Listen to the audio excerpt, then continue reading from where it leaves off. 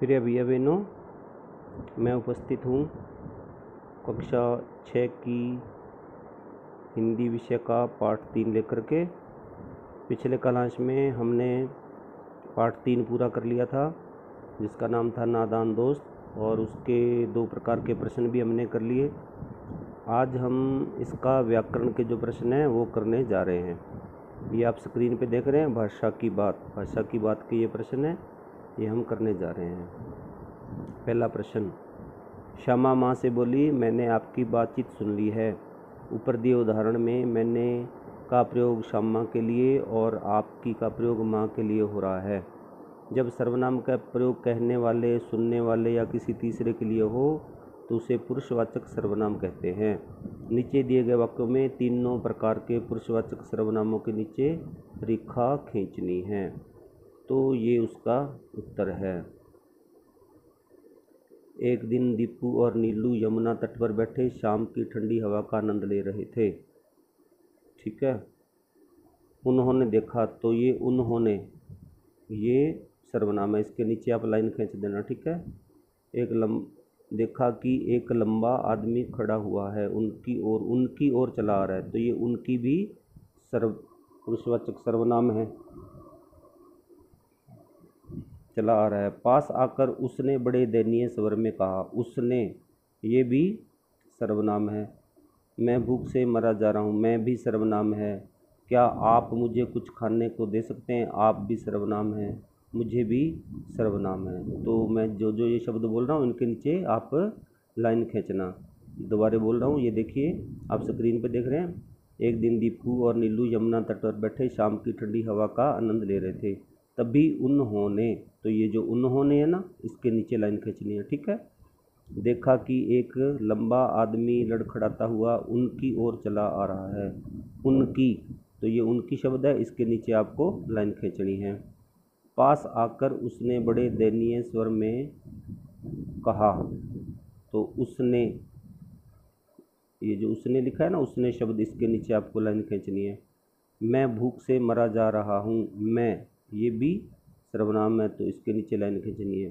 क्या आप मुझे कुछ खाने को दे सकते हैं, आप और मुझे ये दोनों भी सर्वनाम है, इसके नीचे आपको लाइन खींचनी है। तो ये पहला प्रश्न हो गया। दूसरा प्रश्न, तगड़े बच्चे, मसालेदार सब्जी, बड़ा अंडा। यहाँ रेखांकित शब्द क्रमशः बच्चे, सब्जी और अंडे की विशेषता यानी कि गुण बता रहे हैं, इसलिए विशेषणों को गुणवाचक विशेषण कहते हैं। आपको पता ही है विशेषण की परिभाषा, है ना। जो विशेषता प्रकट करते हैं शब्द उनको विशेषण बोलते हैं। संज्ञा या सर्वनाम की विशेषता प्रकट करता हो तो उसको गुणवाचक, तो जो गुण बता रहे हैं ये गुणवाचक विशेषण है। इसमें व्यक्ति या वस्तु के अच्छे बुरे हर तरह के गुण आते हैं। आप 4 गुणवाचक विशेषण लिखो और उनके वाक्य बनाने हैं। तो ये 4 गुणवाचक विशेषण हो गए।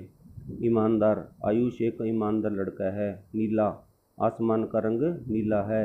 मोटी, रीना मोटी है। मीठा, सेब मीठा है। तो ये इसका उत्तर हो गया। अब ये प्रश्न नंबर है 3। केशव ने झुंझलाकर कहा। केशव रोनी सूरत बनाकर बोला। केशव घबरा उठा। केशव ने टोकरी को एक टहनी से टिकाकर कहा। श्यामा ने गिड़गिड़ा करके कहा। तो ये ऊपर जो शब्द लिखे हैं, ऊपर लिखे वाक्यों में रेखांकित शब्दों को ध्यान से देखो।